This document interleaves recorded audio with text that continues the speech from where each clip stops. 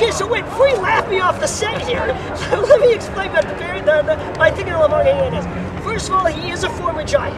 He knows how to pitch in this ballpark. Not only that, this guy has a bit of a high ERA. It's like above 4 lifetime. But he pitches a lot of innings.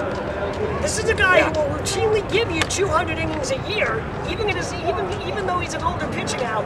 He'll give you 200 innings a year, which provides depth to the bullpen, gives them a rest.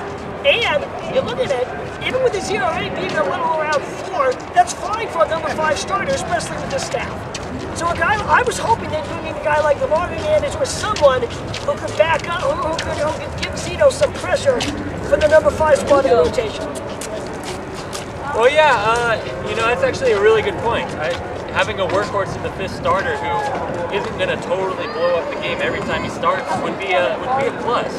I think honestly with Zito, you're going to see a lot of 4 and 5 inning games where we have to wear up the bullpen. You know, as good as our bullpen is, you never really want to see that happen. Right. And so, sure, if we can get LeBron for a good price, say $1 million a year, maybe $2 million a year. And like I said, I mean, LeBron is just a guy. I thought there are other pitchers who are still free agents that the Giants could pick up. I'm just talking about getting a little more depth to provide depth for the starting rotation and provide Zito a little competition for the number 5 spot. Yeah, well, it's a 162-game season, and that means that a 5th starter is going to come up a lot of times, probably 30 times. Right. And you don't want to feel like every 5th game you got not a very good chance to win because Zito's good. Well, you guys, sorry, Barry. Yeah, just to finish the point here, you know, you're gonna have spring training. You have a full month where David Getty, Chris Bochy, and Brian Sabian, they're gonna analyze. They're gonna see how Zito is doing in spring training.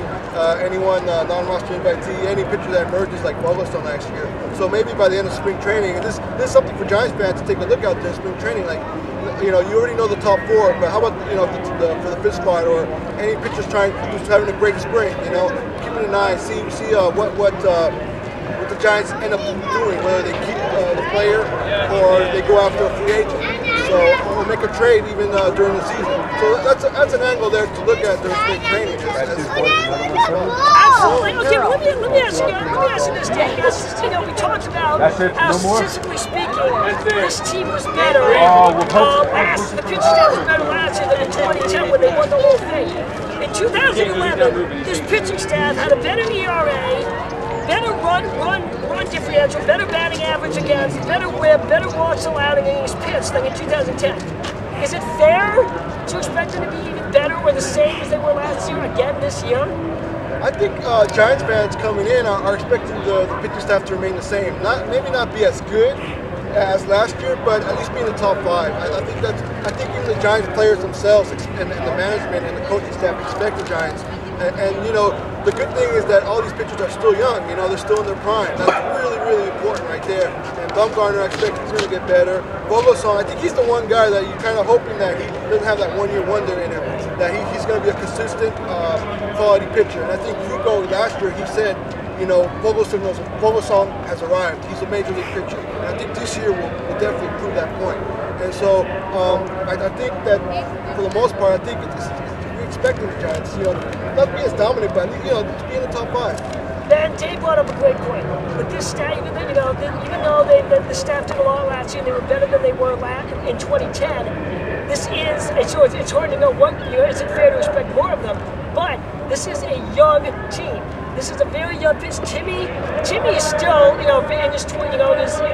Matt Cain, who's been with the Giants longer, is actually younger than Tim Lincecum. And of course, you know, Madison Bumgarner just got to legal drinking age a couple of years ago. So, so this is a very young. So how good can this staff be realistically? Well, let me say, I think it's a young staff. I think some of the position players are up there in age. And that's I was just talking about the staff. Yeah. How can they be? I think, you know, they've already shown the past few years that they can be, you know, the best staff in baseball. Even with the Phillies. But, you know, and everybody says... Every time we do a Giants show, he has to throw in something about the Phillies. It's amazing. I do? Oh, Yes, you do. I'm hardly an ESPN broadcaster. Oh, nice, Ben. Very nice. That's good. Sorry, ESPN, if you're hiring. If you want to avoid me.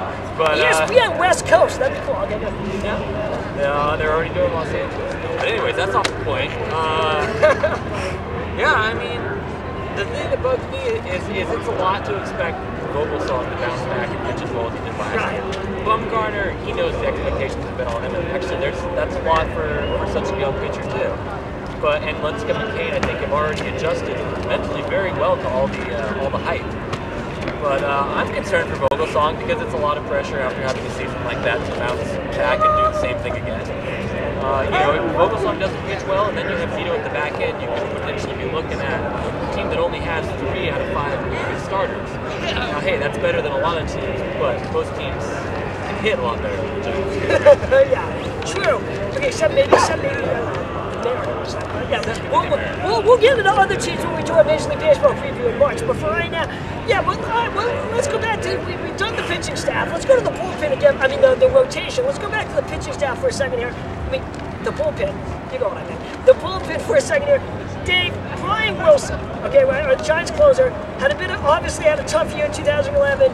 6-4, 3.11 ERA, 1.47 WHIP. 5 blown saves, although he did have 5 blown saves in 2010 as well. He still managed, despite not being healthy all year and struggling a little bit, still managed to save 36 games, which was good enough for 11th in Major League Baseball, 8th in the National League. Missed a good portion of the season with injuries. Are you worried at all? Should the Giants be worried at all coming into the season about Brian Wilson's health? I think, as far as his health, I think the Giants should be worried, and they are worried because they're going to monitor him. We're going to monitor him during spring training. I'm sure they're going to give him a light schedule. In other words, they'll wait until the start of the season to have him, go full on with his, throwing his, maximum pitching velocity wise. Because this is something that if he tweaks his arm again, and there's a chance that he's going to have surgery. He's going to be out for half a year. Right, because he's already had Tommy John surgery in his career. Right, and that's the main reason the Giants are going to be keeping a close eye on Brian Wilson's arm. As far as whether or not Wilson could have a good year, I think it's just a matter of his health. If he's healthy, you're gonna expect Wilson to have at least 30+ saves and help the Giants out, close games.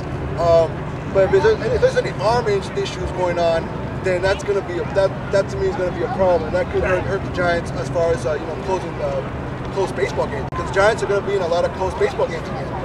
And right now, we have Brian Wilson, and I think we have an advantage. But if Wilson goes out, that could suddenly turn into a disadvantage. Well, yeah. I mean, do you expect Wilson, if he's healthy, to be the same Brian Wilson? Should we expect the same Brian Wilson as we saw in 2010? That's another situation where you've got just another pitcher on this pitching staff that's been so good for so long, and it's a lot to expect him to be just as good. Now, of course, we'd all be thrilled if he was, but I can't go into the season realistically expecting him to be that good. Yeah, absolutely. All right, well, let me ask you guys this then, and then we're going to talk about the moves the Giants made in the offseason in just a second. But before we go into that, guys, let's say, God forbid, Brian Wilson goes down again. Who do you have close for this team? I kind of like Santiago Garcia.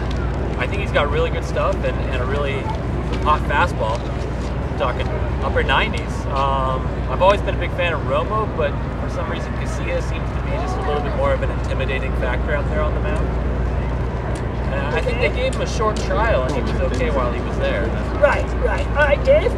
The thing with Casillas is that he has great potential, and stat-wise, he looks excellent, but I don't have too much confidence in him for some reason. When he gets erratic, he can really, give up 3-4 runs in an instant.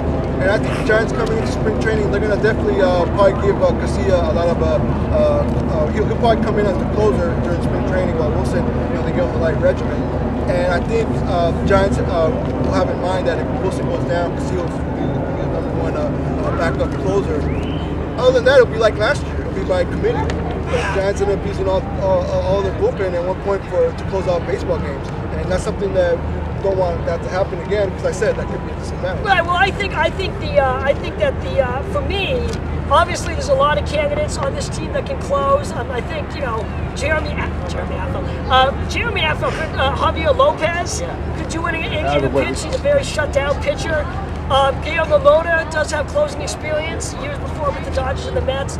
I think personally, for me, I'd like to give Romo a shot to close. I think Romo is a good one-inning guy. The only thing I ever worry about Romo, and you worry about it with every closer, if he hangs that slider, the ball's going to travel 700 feet. Yeah. But other than that, Romo was dominant last year. He gave up a few balls, but he had a very good year last year. Obviously we want Wilson, but if something happens to Wilson, I'd like to see Romo get a shot at the closer role. Or the other option is calling up that we got a young kid, Heath Hembry, in the minor leagues, who's a closer in waiting and maybe ready to go soon. Yeah, I mean, I would be hesitant to put that much trust in someone coming right out of minor leagues who hasn't pitched in the big leagues before.